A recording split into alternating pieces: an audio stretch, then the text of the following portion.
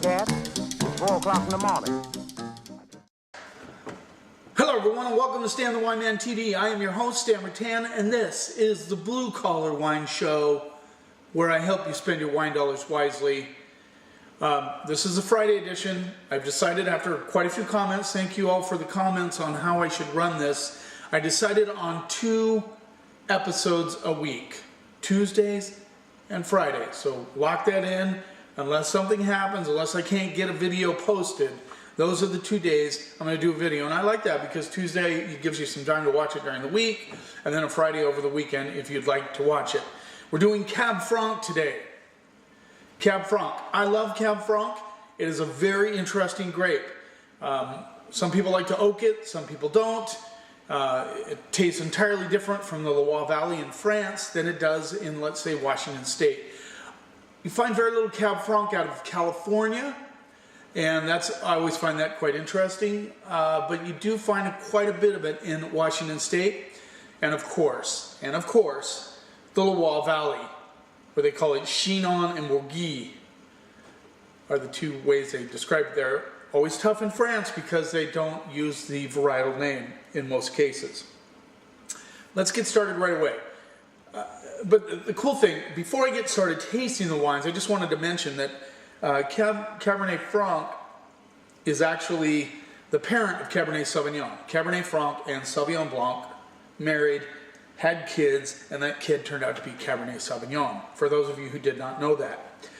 And I like it because it can go vegetal when it's from France, and when you put a little bit of oak on it, you get a little bit of that chocolate mocha thing. Some people over oak it, some people don't like it oak, some people do.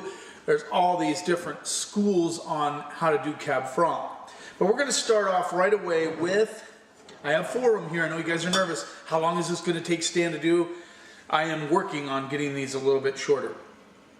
This is the Jean-Maurice Raffot 2014 Chinon.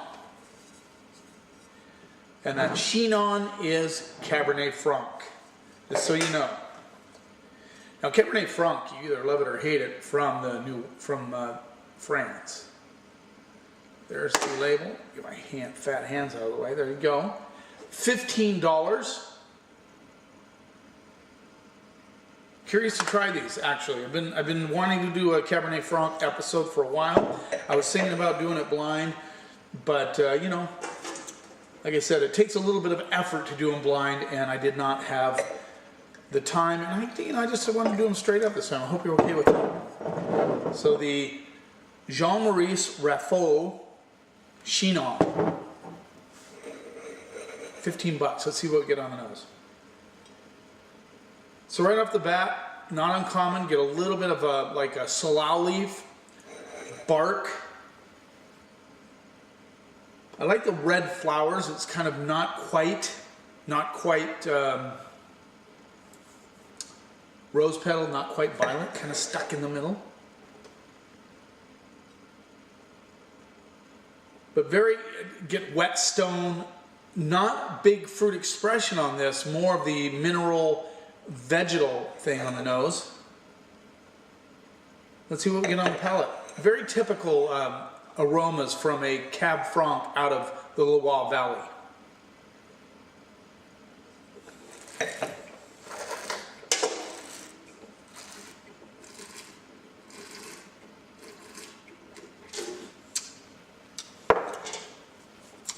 Lots of acidity, not surprising. Tastes like I'm munching on salal leaves, throwing a little bit of cranberry in my mouth, maybe a little bit of lemon juice coming through, and then eating some rocks. That's what I'm getting on the palate with this wine. The thing about Chinon, you got to remember, if you're breaking into Cab Franc, unless you're really into old world wines, you're not going to like it. I can almost guarantee you're not going to like it. I would not go immediately into a Loire Valley Cab Franc, either from Bourgogne or from Chinon, because you're going to get that herbal, vegetal minerality with high acid that are in these wines. And unless that's a style that you like, well, you know, go for it if you like it.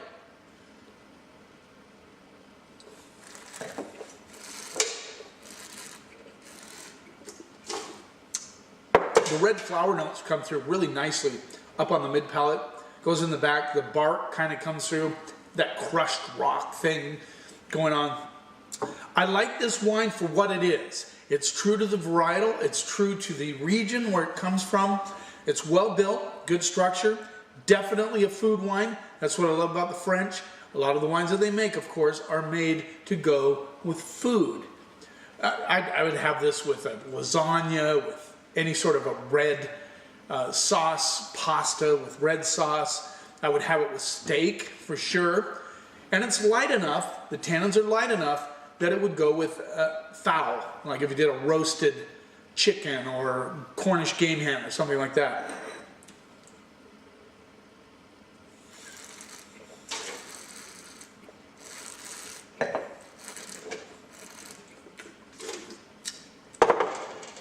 I'm going to go B- on that wine. I think it's a very good Cab Franc from Chinon. And yeah, I'm going to go B-. Let's move on. Whew, drying out my mouth. Feels like I just sucked in a whole desert right there. Okay, this is a 2012 Touffet Chateau du Kurian Saumur-Champigny, which is also an area where they grow Cab Franc. 100% Cab Franc, rolls in at $15. All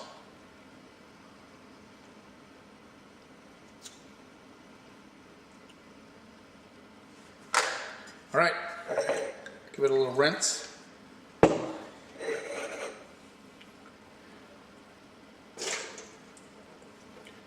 Make sure that when you're going to buy, let's say you want to try one of these, and like I said, if you're in my area, if you if you want to dial King's Market and get one of these wines, just get a hold of me, Stan Rattan at King's Market, San Juan Island, Friday Harbor, and I can get you a bottle. I'm not in this to sell wine, but you might want to try these, and I'm more than willing to try and help you get them.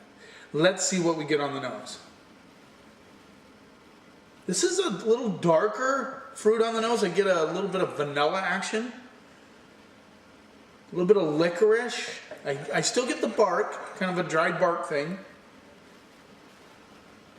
But this one even leans a little towards like currants, which is interesting for a Cab Franc from France. A little perfumed. I get like that, you know, that those little bars of soap, the colored soap, you know, that perfumed soap sort of thing going on. Like a perfumed currant soap, I guess would be the way to do it. Let's see what we get on the palate.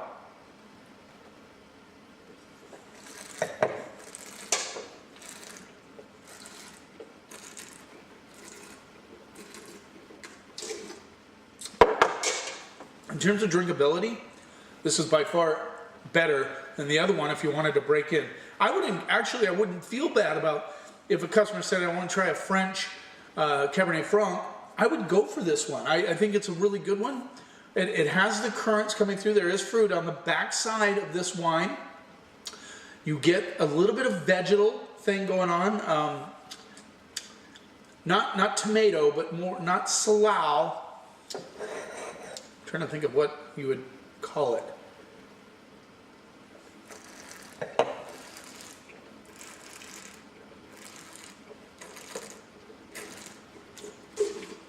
Yeah, it has a nice like beam of brightness through the middle, but not overly acidic.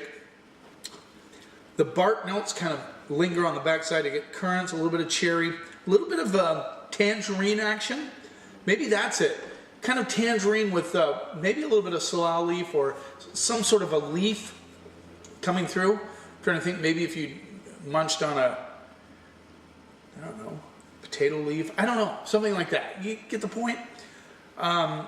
But there's enough going on there. Again, a food wine for sure would help. I would have burgers, pizza. This would be a great pizza wine. Great with hamburgers, a little blue cheese on it, a little gorgonzola would be fantastic. But definitely a softer wine, but very good. Good structure, good fruit, minerals, acidity is all there. I like this wine. Gave that one a B-. I think this is varietally correct also. Maybe a little bit more user-friendly. I'm going to go B plus, A minus on that one. I think it's an excellent Cabernet Franc. Not sure where I got this one. Chateau du Hero maybe. Charles Neal Selections. Well, the importer is Charles Neal. He does a really nice job, by the way. If you ever see Charles Neal on the back, or you see Kermit Lynch, guys like that, they do a really nice job of picking their wines.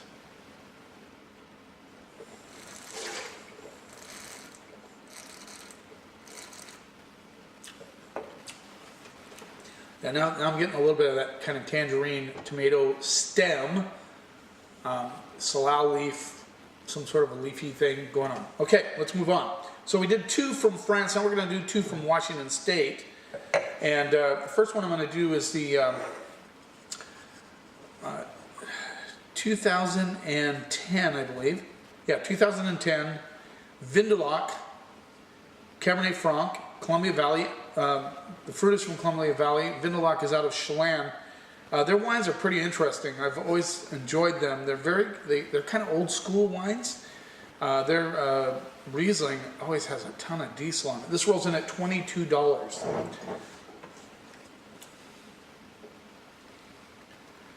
Interesting label. Right there. Okay. Got it? Make sure my camera focuses. Okay.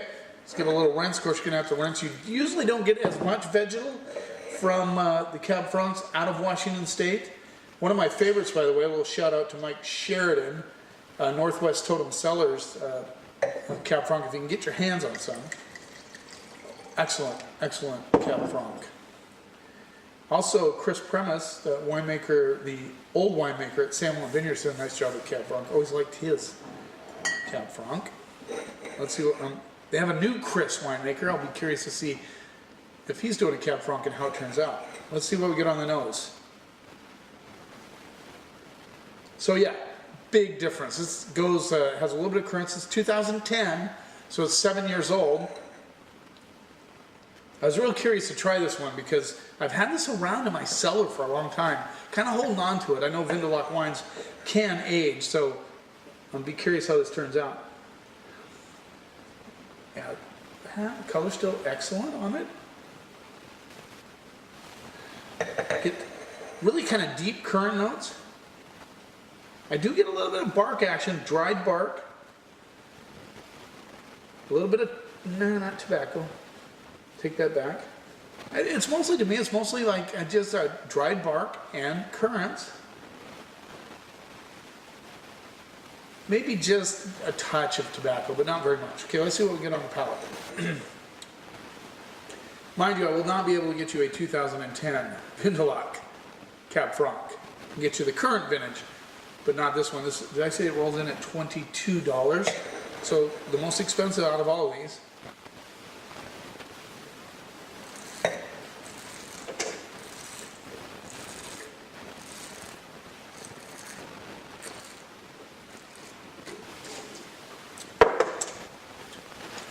This still could age, which is pretty impressive. I get currants, a little bit of a plum aspect coming through with the currants, a little bit of white pepper on the finish, good balance, smooth tannins, solid structure, a little bit of acid coming through on the backside, just a little bit of that kind of brightness coming through.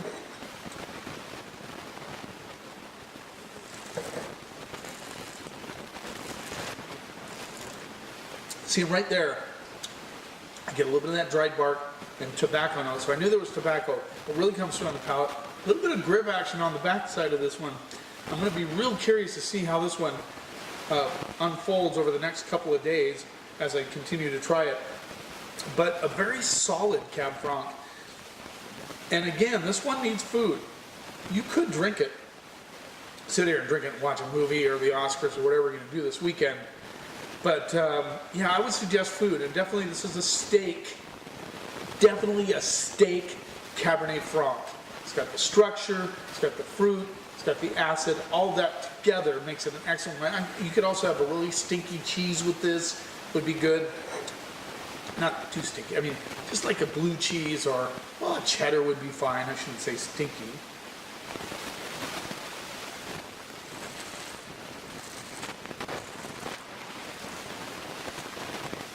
A little red flower action coming through. This is a nice wine, really nice wine. I'm very impressed with that one. And yeah, I'm gonna have to go B plus A minus on that also. Maybe even no, you know, I'm gonna go A minus A. I think it's right up there. I think it's a very well made Cab Franc. Yeah, and I'll give it a couple more years. I get a little bit of just a tiny hit of raisin action, barely on the back end, which means that it's starting. You know, this might be at the top of the hill and it's on its way down. So the next couple of years, I would definitely, if you have one of these in your cellar, you might want to approach it now. Let's move on. This one did really well at a tasting I put on. The Bonaire Estate Bottled Cabernet Franc 2012 Rattlesnake Hills, so, which is a sub-appellation inside the larger Columbia Valley appellation. This also rolls in at $15. I always worry about shutting this can off. So it's, like I said, big hit at our tasting. So I'm curious to give it a try. I think I had a little taste of it while I was there, but I'm not absolutely sure. I get better with these glasses. There you go. I should concentrate on that pouring action there.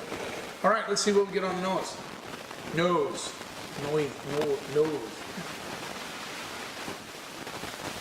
Wow, this has a very interesting, there's something kind of weird on the back of this nose. I'm not sure what it is. This is where I was, you know, I shoot these by myself, and there's times when I have had audiences, and I need to get involved with an audience a little bit because I'd really like to get other people's perspective on the smells of the sometimes people hit it right on. Boom, got it. Boom, shakalaka. Licorice for sure, licorice and currants. There's a little bit of a berry action, maybe. Like a little bit, not blueberry, but maybe like a sorrel berry, maybe.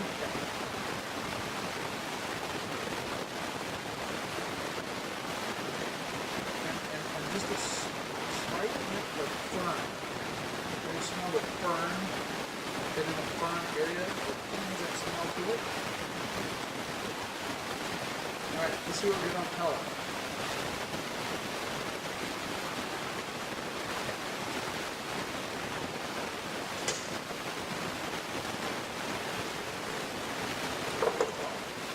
Almost flesh. This is the way that Cab Franc can go from Washington State. You get that kind of mocha, chocolate, current thing going on. The reason I went like this, by the way, I noticed that I forgot to put my light over here to kind of break some of the shadows and stuff coming through the window in front of me. Anyway, I'll show you just while I'm watching this.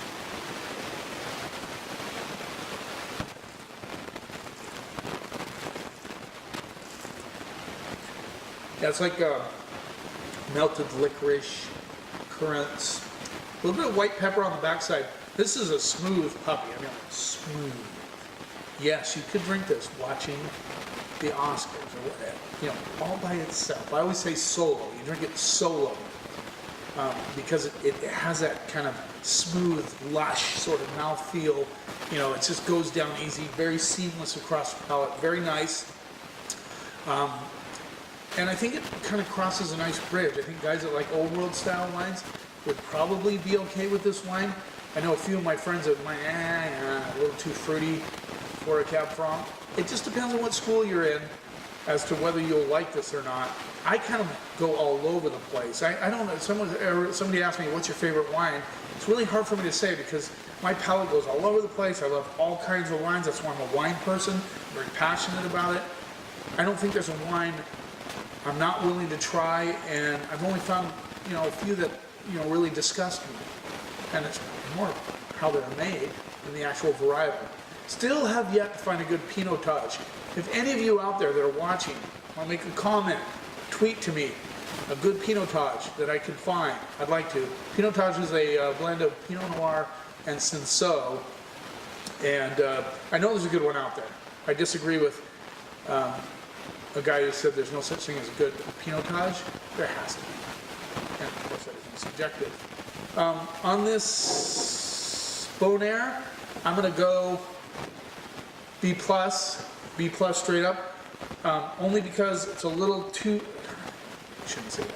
It's a very good wine, very delicious. B+, I think, you know,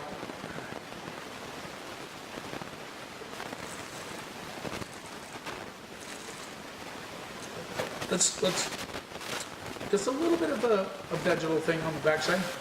Let's qualify it this way: B+, 10 in the delicious factor. You okay with that? I hope so. Like I said, make comments. Any suggestions you have on how I can make it better? If you like the 2-program a week thing, let me know. Also, if you want to make any comments or tweet me on that @StanTheWineman on Twitter. I also have 2 blogs. One's StanTheWineman.com, in which I just posted my Fridays 13. I reviewed 13 wines today. And the other one is the Blue Collar Wine Guide on the Seattle PI. Follow me. Please subscribe to my channel. You keep watching, and I'll keep helping you spend your wine dollars wisely. Hey, Dad. It's 4 o'clock in the morning. I just left the studio. Here we are in Harlem. Everybody's here but the police, and they'll be here any minute. It's high time. So catch the song. Here it is.